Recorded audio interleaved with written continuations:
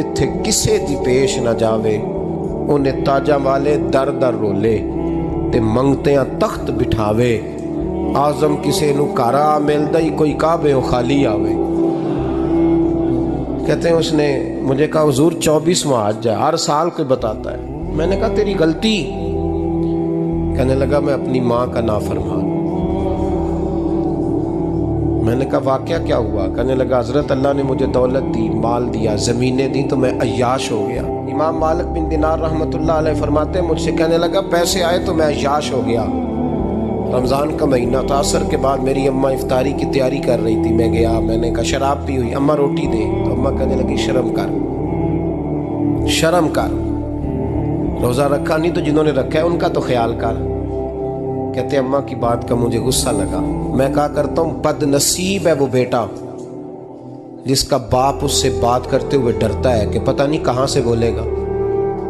بد نصیب نہیں وہ بیٹا جس کی ماں اس سے بات کرتے ہوئے سہم جاتی ہے کہ پتہ نہیں کون سی بولی بولے گا۔ بد نصیب نہیں کہ ماں باپ بھی جس سے کھول کے بات نہ کر سکے۔ حضرت مالک بن دینار سے کہنے لگا اماں نے جب کہا نا شرم کر تو مجھے غصہ آیا، میں نے ماں کو تھپڑ مارا اور میری ماں جلتے ہوئے تندور میں گری۔ لوگوں نے مجھے پکڑ کے اندر بند کر دیا کمرے میں، ساری رات میں شور سنتا رہا پر نشے میں دھوت رہا۔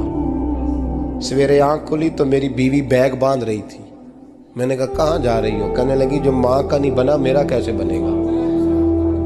میں نے کہا میری اماں کا وہ تو لوگوں نے رات کو ہی دفن کر دی جنازہ پڑھ کے۔ تڑپ کے کہنے لگا مجھے کیوں نہیں بتایا؟ تو کہتے ہیں لوگ کہنے لگے تیری مرتی ہوئی ماں کہہ گئی تھی اسے میرا منہ نہ دیکھنے دینا، میرے جنازے کے قریب نہ آئے۔ حضرت مالک بن دینار فرماتے ہیں جب اس نے یہ بات سنائی تو میں نے بھی اس کے منہ پہ تھپڑ مارا۔ میں نے کہا تو اسی قابل ہے۔ کہتے ہیں وہ رونے لگا، حضور دعا کرے اللہ مجھ سے راضی ہو جائے۔